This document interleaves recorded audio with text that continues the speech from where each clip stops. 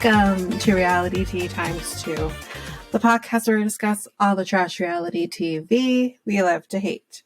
I'm Tanika, and today we're going to be discussing The Golden Wedding. Now, I wasn't intending on doing like a full recap of this. It's going to be kind of like a 50-50 recap because there's certain things I'm not going to talk about, but some of the more highlights, obviously, I'm going to be talking about. But a lot happens in these 2 hours that I was not expecting. It's been a while, obviously, since we've seen a wedding. We haven't seen one since Molly and What's His Face, which was years ago. So I forgot what usually the format is for this. So yeah, this is why we're going to be doing a full recap of the Golden Wedding. Have some thoughts in there as well. And yeah. So before we hop into that, though, we're going to do a little hot goss. So I'm going to do the more Bachelor-themed hot goss on this episode. So I guess as we kind of already know, obviously from watching this episode, all is good. We're on the other side of it. But in case there are people out there who didn't watch The Golden Wedding, didn't know that this was happening, or just don't have the details on it, Leslie, who was Gary's other half of the two, she was in the hospital. She said she spent her 65th birthday in the emergency room. She had suffered severe cramping and what was ultimately a bowel blockage. So she ended up letting her followers know on Instagram, where she has quite a bit of followers, but she has done a video, and I'm just gonna kind of say what she said in the video. So, quote, "Hi everybody, if you are wondering what I did for my 65th birthday, I spent it in the hospital. Yes, I had a bowel blockage, severe cramping, came into the ER, and they saw that I had this blockage." So she went on to reveal that her doctors told her she needed surgery and urged others experiencing severe stomach issues to not wait 12 hours to go to the hospital like she did.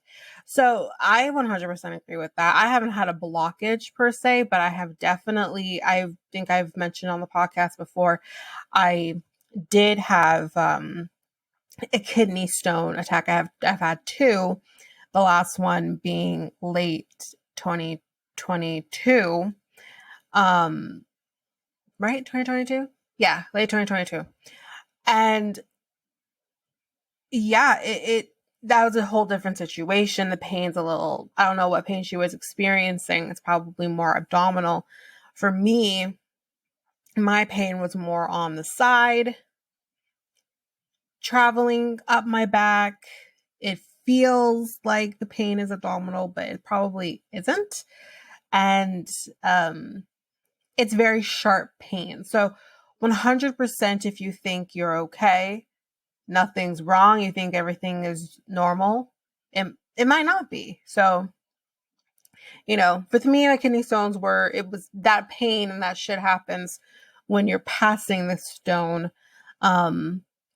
So it's painful, even though like this teeny tiny little thing, because my kidney stones were very teeny tiny enough that I didn't have to do surgery. It was just a matter of waiting for it to pass.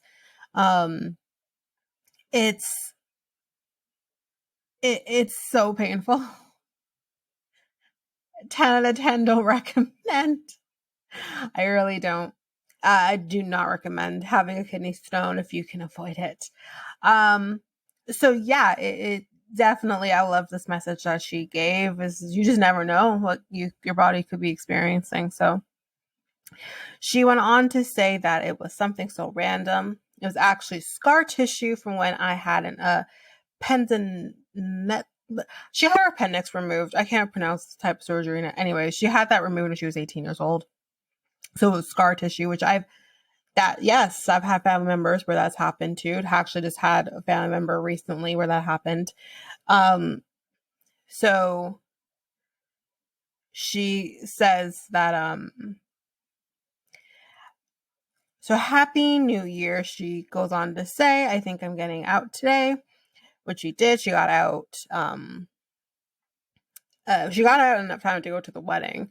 So she's like, she's been in there since Wednesday morning, and I get to go home to my dog, and I'm very excited. So that's basically it. That's it for Leslie. So then there's another more Bachelor themed situation that's going on, and that is that there's been some hate, some not insinuations, but assumptions, that's the right word, that something is going down between Kaitlyn and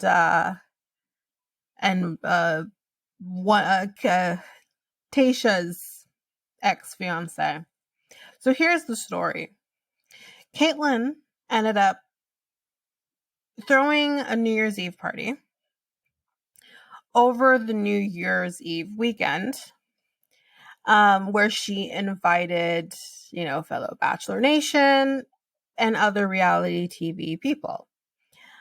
But on New Year's Day, she ended up having to take to her Instagram stories to address some hate and backlash for her party.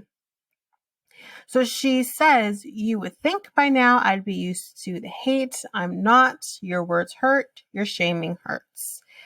She also adds that she feels a little sad for those who have slammed her online, adding, quote, it's actually scary, and I know looking inward might be even scarier for you, but the bullying is next level. You're allowed to have opinions and feelings, but you don't even know the truth. So to me, it feels like we're kind of beating around the bush here. I'll put my thoughts in this a little bit, but she kind of goes on to then say, please feel ashamed of yourselves for treating someone this way who you don't know. I did not kill someone. I had a party with some of my favorite people. So there is like a screenshot of her stories. It's a little small, but I will post this because I'm sure it's gone now off of hers. I'll post it to our social media so you can take a look at it. So just a little background with everything. So this party that was done was at her home in Nashville. She had stars like Blake, Zach, who is Tayshia's ex-fiance. She also had someone from Vanderpump Rules who named Katie Maloney. I don't watch Vanderpump Rules, although I'm up in the whole scandal of it all, but I don't watch the show. So this person was also there. So as mentioned, Zach was Tayshia's ex. But as we know, they broke up in 2021. And now Tayshia is now dating someone by the name of, I'm probably going to butcher this guy's last name, but his name is Luke Gulbranson. I think I got it. So although she doesn't actually talk about Zach in her Instagram story, so that's what I mean by she's kind of beating around the bush a little bit. That is like, okay, either address the reason that people are kind of throwing hate at you, or don't address anything at all.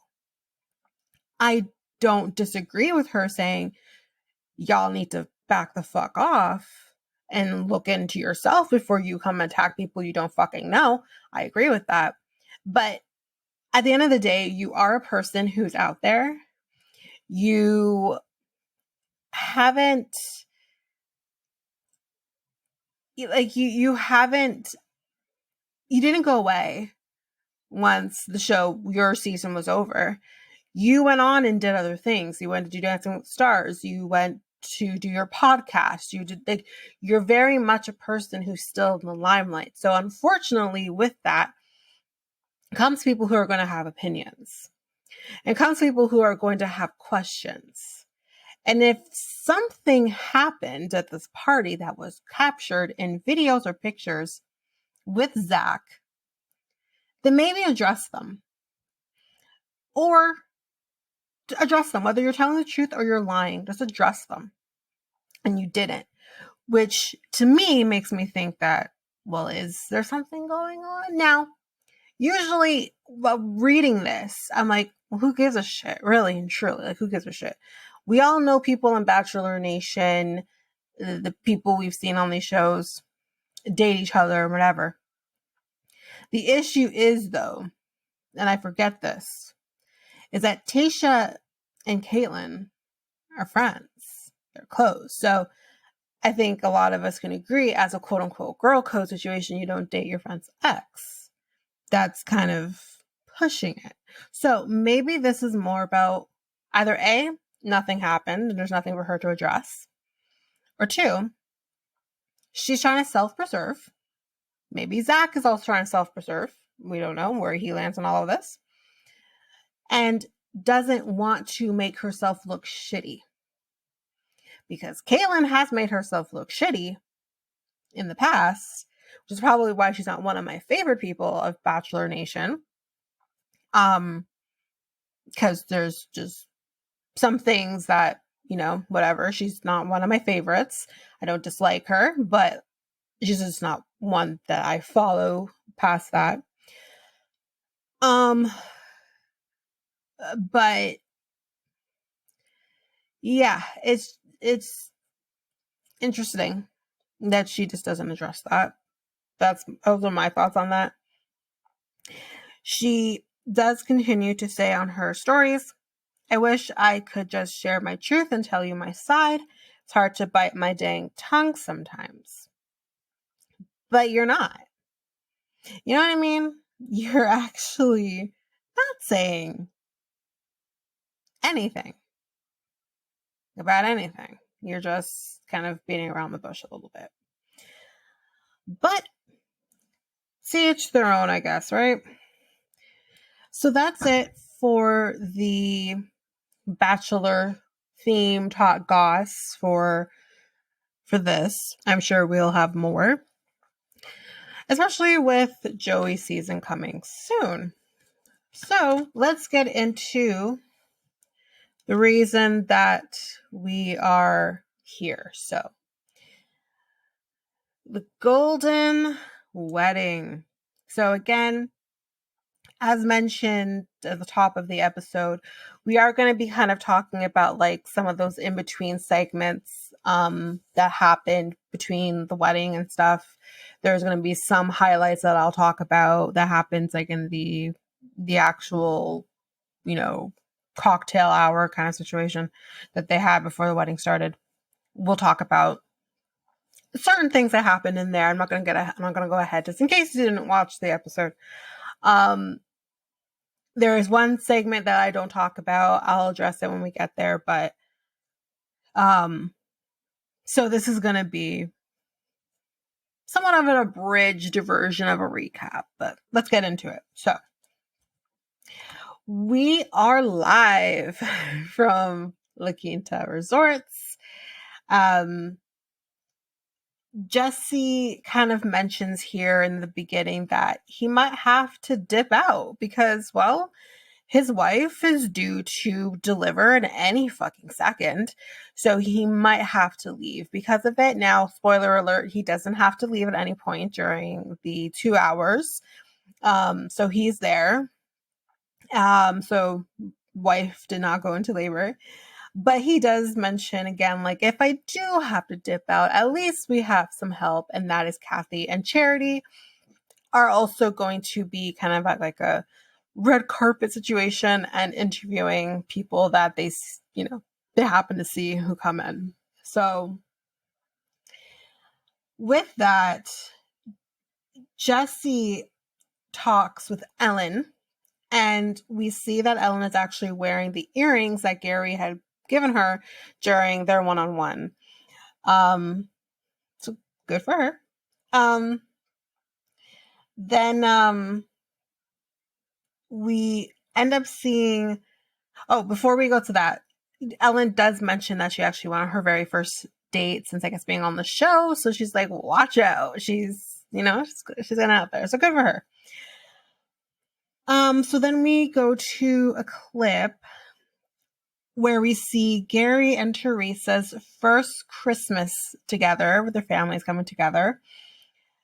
He's wearing this really, really god awful Christmas sweater. I've seen this Christmas sweater before. It's kind of like red and green, and it has some tinsel, and then it hangs like Christmas balls on it. It was god awful. But we kind of see what looks like a deja vu moment where he's playing soccer with her grandsons again. He sits them down on that picnic table and he talks to them about I really like your grandma, and do you think I can marry her? And one of the grandsons, I'm not sure if we saw before, maybe we didn't, I just don't remember, but he's like, we're kids, it's not up to us, we like you, but it's not up to us whether or not you marry her grandma. Good answer. So then we kind of see them after that, the whole family kind of playing this game with solo cups and marshmallows. So basically they put solo cups on their hands and they have to kind of see how many marshmallows they can get into their pile. For those who watch Lego Masters and who watch the Lego Masters Celebrity Edition that they always do now during Christmas, they had the second year they did that. It's kind of similar to when they had to make card plow things and they have to get these Lego snowballs into their section, except that was way harder. So it's kind of reminded me of that. So then after they play this game, they are going to make some cinnamon balls, which was, for those who don't remember, was something Tony made during Christmas. It was a family tradition, not something she did. So Gary's family is going to be teaching Teresa's family how cinnamon balls are made, and they looked fantastic. They looked so good. I would just eat all of them, maybe.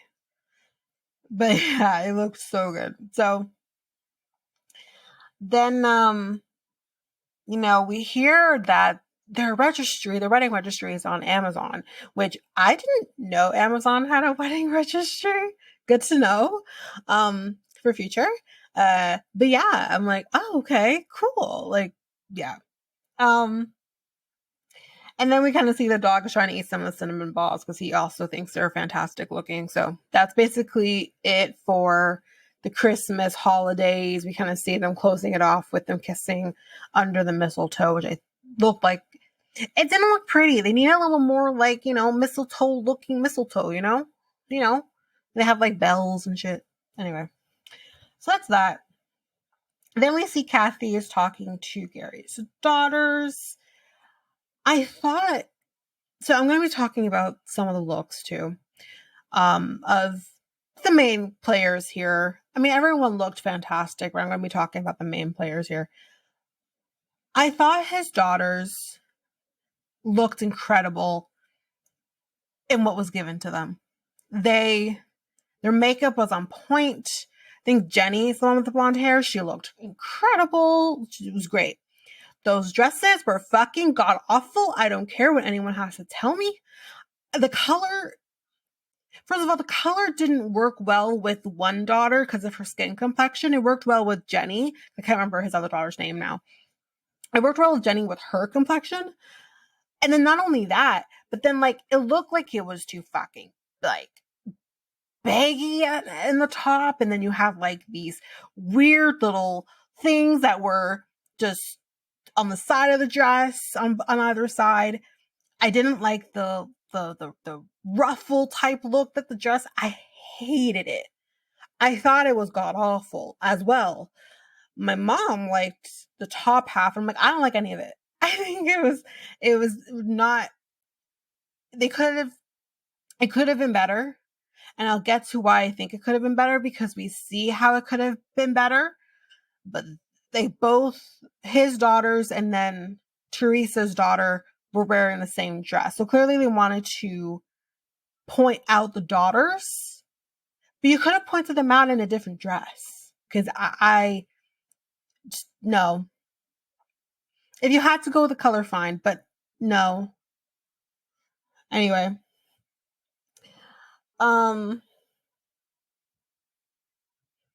Then we see Leslie coming, and I'm like, oh, she's here. And she explains to Kathy, like, listen, let's move past. She's not to say this, but basically what I think she's trying to say, like, yes, he's a fucking ass. He broke my heart and all this. But I was friends with Teresa. We supported each other in the house. So I'm here to support Teresa. I'm happy for both of them, you know, whatever. I have theories.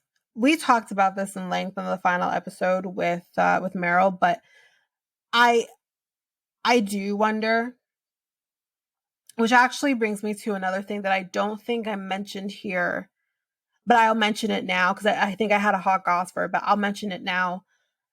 There was apparently right before the wedding happened an article that came out that was insinuating that are they going to walk down the aisle? Because, well, apparently Teresa wanted a prenup and Gary took offense.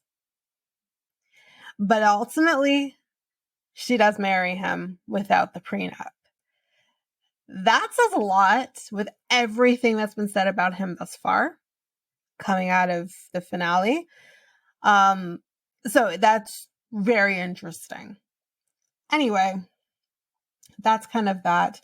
Then as Kathy and Charity are talking to Leslie, in comes my favorite man of all time, Ben Higgins, aka Indecisive Ben. I love him so much. Y'all don't even know. I love him so much. He's like, every time I see his face, my heart just lights up. I love him.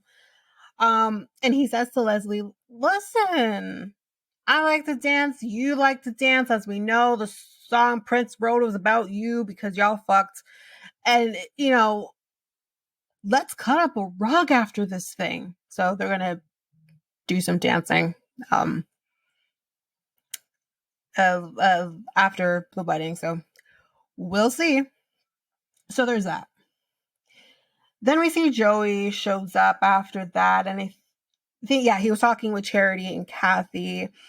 So they're kind of just talking about like his journey that's going to be coming up. And she, you know, Charity kind of says, like, I know the last time we saw each other wasn't AFR, but, you know, we did go to the bar after that and we're all on good terms and I hope everything goes well for you. Okay, bye. So then we are with on another scene now and we see Gary and Teresa arriving at La Quinta Resorts to kind of go through how everything's going to look on the day. And the one thing that I'm going to mention here is that there's not a whole lot to talk about. There's flowers, there's shit everywhere. It's great. The one thing I'm going to mention here is the plates that they picked for the day. Also god awful. What the fuck? They were ugly as fuck. They're ugly as fuck. There's just so much more we could have done. First of all, I don't like the color green. That's just me. I know I'm weird. Whatever. But I was like, what? Why? Anyway. And then they're also going to use gold forks.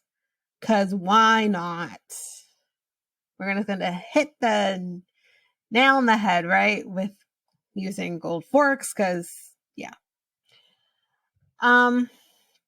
And then we are with Kathy and Charity, and they are talking with Edith and Joan, I think it was.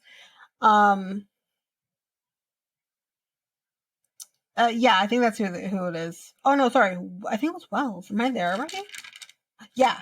So there was another scene prior to this where we were with Edith and Joan, but then there was another scene where we're with like a whole bunch of people. We have like Edith and I think there was Kathy, Charity, there was April, and then eventually like Nancy showed up. And then who is serving them but none other than Wells? Because why not? Right? So yeah, so there's kind of that. We kind of have a little BIP kind of slipping in here a little bit. So it's great. Anyways.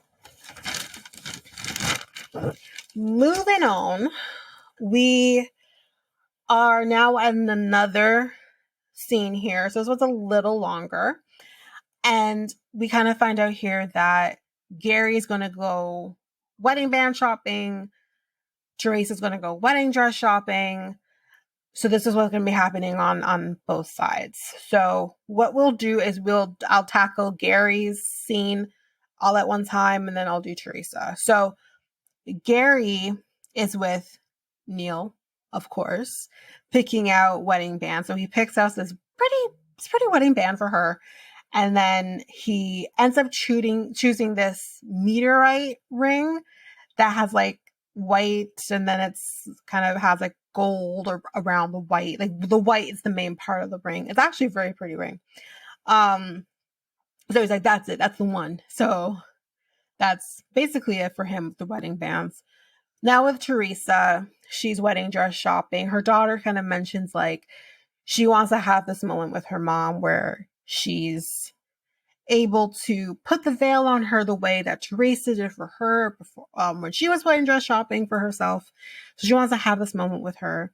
So before we hop into, the actual wedding dress situation, we have Kathy and Susan here with us.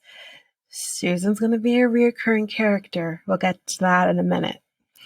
So I'm very happy to see Susan because I've mentioned I love her. I love Susan.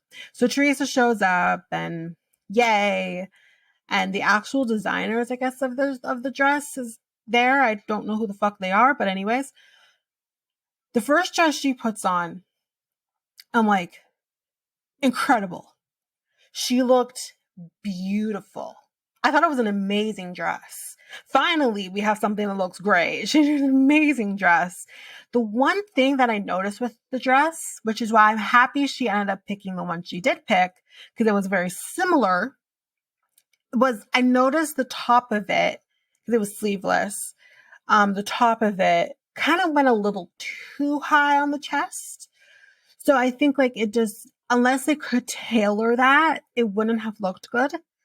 So then she ends up picking another dress, which, come on, we all know they probably already picked this dress before, and this is already tailored and everything is good to go. But the Jenna's picking another dress that has like these lace sleeves. You can wear them on the shoulder. Where she ends up doing, kind of going ahead a little bit, what she ends up doing is she actually like has it just hanging off the shoulder. It's perfect. It's the same silhouette as the last dress. The only thing is that the top part isn't as high up on the chest, so it suits her. The train, I think, was a little shorter as well, so it wasn't too overpowering, but it was a beautiful dress, and I thought she looked incredible. 10 out of 10. She looked incredible. And I love that her hair was a little lighter as well. Her nail polish was silver. She looked great. But when she came down to do the second dress, show everyone the second dress, she's like, Kathy, I need your help. Can you zip this for me? Because, I can't zip it. I see what you did there, Teresa. It was good. It was good. So yeah, basically that experience. But then we kind of go to this restaurant or some kind of diner type situation. It kind of looked more like a diner. And it's just Gary, Teresa, and Susan. And Gary kind of explains to us here that, we're all kind of a family after this journey.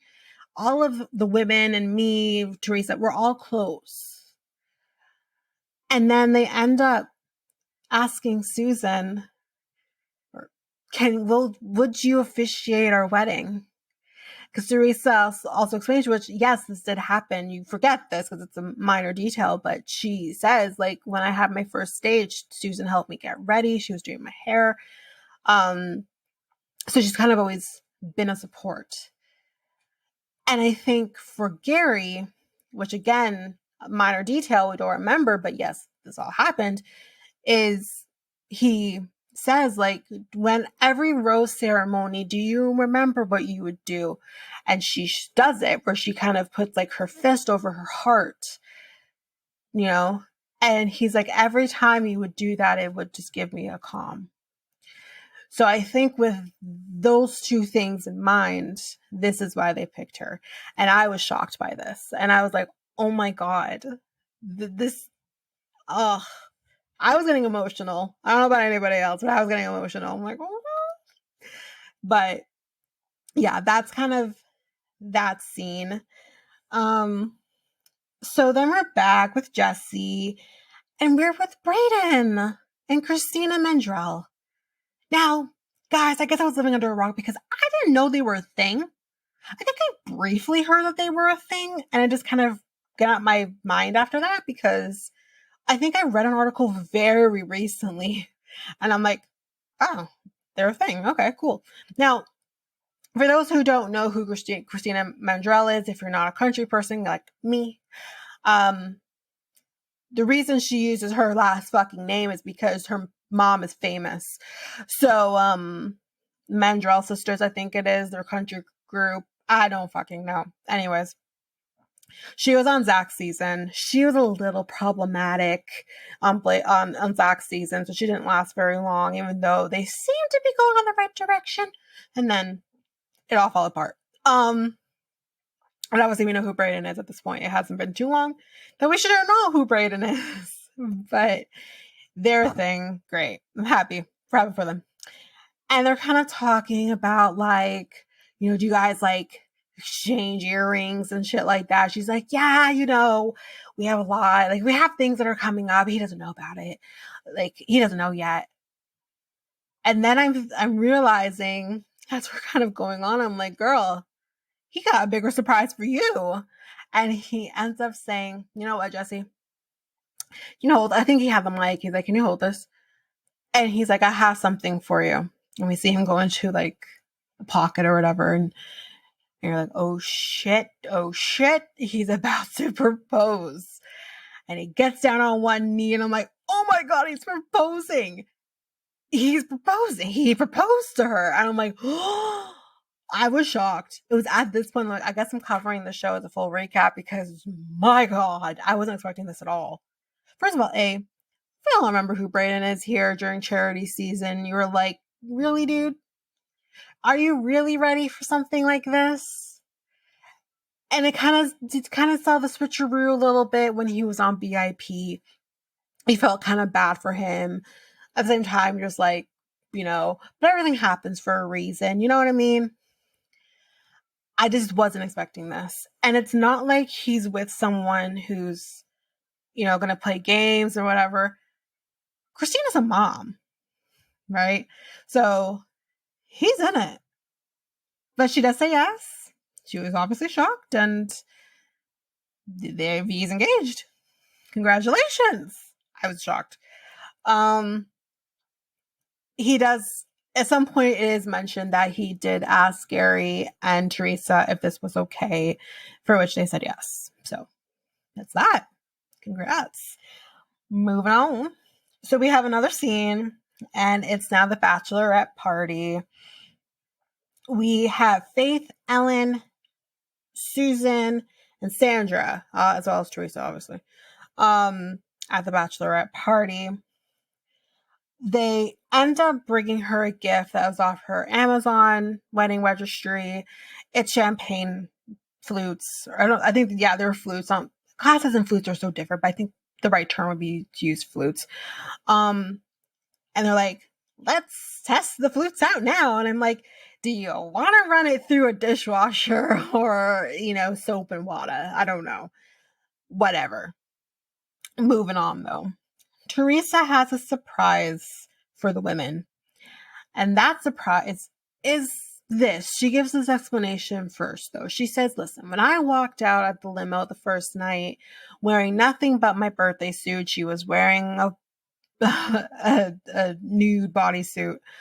But nonetheless, she's like, I felt empowered.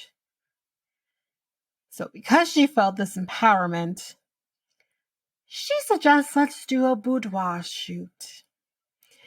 Ellen is losing her fucking mind because she's like, listen, I love intimacy. I like it. It's great. But she just doesn't necessarily want to put her intimacy out there on camera for the world to see. Anyway, they go and they pick out what they're going to wear, and everyone looked great. I wish Ellen pushed the envelope a little bit, but she still looked great. I just wish she pushed the envelope a little bit more, because everyone else did, but she didn't. I thought, the Faith girl, the boobs are out. She looked good than some young women. I'm like, damn, girl, she's got it all. She's got it all. She really does. Getting her fucked up. But anyways, for him, he didn't fuck up. This is what he wanted. Great. But my God, girl looked fucking fantastic. Anyway, Sandra, my girl, she says to the photographer, listen, I'm going to pretend you're Denzel, okay? So everything I'm doing it for Denzel. And she's like, I have so many thoughts about Denzel. You want to hear them? I don't know what the fuck she said, but she said something, and I'm just like, Sandra, everything got beeped. I don't know what the fuck she said. I want to know what she said, but I don't know what she said. Anyways, after the boudoir shoot, they start doing a Never Have I Ever. Remember? And Susan says, never have I ever had a lap dance, and in walks Chippendales. We have all of these. That black guy look real good. Woohoo! Anyways, we have Chippendales in the house. Chippendales dancer says, yo, these 70-year-old women have more freaking energy than some people my age. I mean, damn. And it was a lot of fun. You have the lights and shit. It was great. So then we are back from that to Robo Jesse, and Sandra's here. And Sandra, he's like, I don't even want to ask what you were saying when it came to Denzel. But anyways, but Sandra has a guest with her. She has a date. She has a +1. And that is one of the Chippendales dancers. His name is Shylon. And she introduces us to his roommates, which was his 8-pack or 6-pack. I don't know what the fuck, but a pack. And yeah, that's basically that. We have another scene where Kathy steals Dotun. Charity is not happy. Gary and Teresa, we have another scene where they have a moment right before the wedding, like the night before the wedding. This was the scene that I'm not going to talk about because it's just them, talking about the wedding and shit. Anyways, move on. Then when the wedding actually is starting, his grandkids looked amazing in their dresses. Now, that's a fucking dress. Maybe the color could have been a teeny darker, but that's okay. I liked the style of the dress, and I thought they looked incredible in it. Why couldn't we do something similar for the kids? I don't know. But anyways, then we're just going to skip past the kids and go right to Teresa. She looks amazing in her dress. Obviously, we've seen the dress already. She looked great. She had the only thing that I wanted to say, I feel like if you do something normal with your hair, like for you, what's normal is having your hair down, or if what normal is for you is having your hair up, I feel like you should do opposite of what is normal for you. Although her hair looks great, I'm not saying it didn't. I just feel like because we've always seen her hair down, it would have been nice to see her hair on like an updo or maybe a half do. I don't know what would have looked good for her, but maybe it's also because her face is so small. Maybe this would have made her face look smaller if she had an updo. But you could have had some hair falling down and shit, I just think, like, for me, I've kind of done both ways. Obviously, I've had a wedding, but my hair was down for my wedding because that's not a normal, typical thing for me. My hair is always up. Black girl problems. It's just my hair is natural, so it can't always be down unless I'm actually hot ironing my hair, which I don't do all the time. So my hair is always up. Otherwise, it would be a big poof ball. But I feel like if you do something, your everyday look is your hair one way, your hair should go another way because it might just, that's the only critique I have. Otherwise, she looked great. So then we kind of get into the actual wedding itself. So Susan, as our officiant, says, "For those of you who don't know me, how? I'm Susan. I'm the quiet, shy one." Yeah, right. Anyways, she says, "I met Gary and I yelled at him while coming out of the limo, 'Gary, I'm gonna marry you.' And who knew that was true? Just in a different capacity, but that's exactly what's happening." And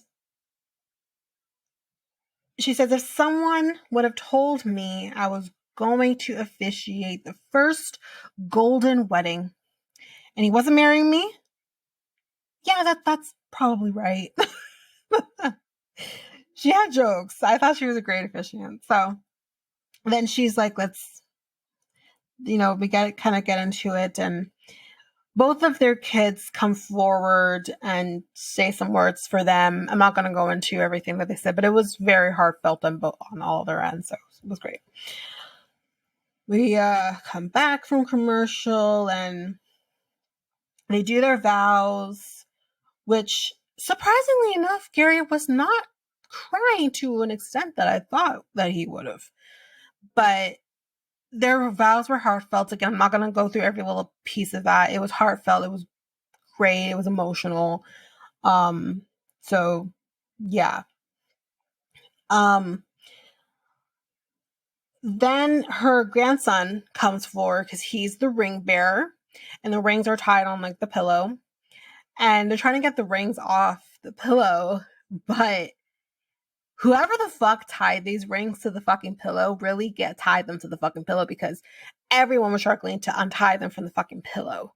And Susan's like, "Are you fucking punking me? Like, what's happening?" So eventually, though, they do get the rings off the fucking pillow and where they need to be. So, they exchange rings, and that's basically it. They are married officially. Yay! Okay. So now it's the reception. We're going to only be here for like 5 minutes, basically. And Charity and Dalton end up announcing that they will be getting married in the fall of 2025. So long engagement, which I think is definitely the best way to go. And that's when they're going to be getting married. So we see Ben and Leslie keeping to their word and dancing on the dance floor. Then officially, here comes the bride and the groom. They're coming out, doing their walkout. Teresa wanted to kind of groove down the aisle, you can tell, but Gary was just not reading the vibe. Anyways, then we are at this kind of stage, but Teresa is going to throw the bouquet now. So she does it, and basically everyone kind of seems to get a little piece of the bouquet. Joan gets some. This person named Anna. Who the fuck is Anna? But she gets some. Kathy got some. So everyone got a little bit of the bouquet. So we'll see what happens from that. Then we end up ending off the show. What I would say is the worst fucking rendition of Don't Stop Believing. And this fucking guy, this fucking rando, which he looked familiar, but I don't know who the fuck he is. He did look familiar though. But he kind of says what he's saying and he's like, "I love this song." Then he starts like singing the song. And then at one point he's like, "Gary, catch me." And I'm just like, what the fuck? It was the weirdest shit. Like, he's been drinking a lot. And then he went up there and sang Don't Stop Believing, the worst fucking rendition of it because it was horrible. And yeah. But that's it. And, Jessica kind of says, "Thank God my wife didn't go into labor. Honey, I'm coming home." And that's it. That's the end of the Golden Wedding. So the new season of The Bachelor with Joey starts on January 22nd, which of course we will be covering. But that's it. That's it until then. I thought the wedding was great. It was better than I thought it would be. I mean, obviously, I think we can all agree where my head was at during the show. I didn't want Teresa to be the one, but at the end of the day, she was the one, at least the one with the money, if anything. So I wish them all the best. I'm going to try not to make that Sean Robinson style, but I wish you the best. And yeah, that's it. So again, just as a reminder, the few changes happening with the podcast, which was mentioned during the Single Life episode. By now, some of the changes have gone into effect. So yeah. So if you like what you heard, please rate and review the podcast on either Apple Podcasts or Spotify. Don't forget, we are going to read those 5-star reviews. Again, I want to thank those who have rated 5 stars so far. I greatly appreciate it. Let's keep it going. And don't forget, we are on all of your favorite podcast apps at this point. But again, if there is an app where you don't have us or me, let me know and I will work on getting it on your favorite podcast app. Don't forget, we also have YouTube where you can listen to these episodes. That is at Reality Tea Times2 on YouTube. And you can connect with us by going to Facebook or Instagram at Reality Tea Times2. And TikTok, Reddit, Twitter at Reality Tea Times2 Pod. You can also email us at realityteatimes2@hotmail.com. And don't forget, we have our website, and that is at solo.to/realityteatimes2. And I also have my other podcast with my friend Mikkel called Next Take Podcast, which you can listen to by either going to our website at solo.to/Next Take Podcast, or you can go to YouTube and we can go to Next Take Podcast there. But that is it for now. Thanks, guys. Bye.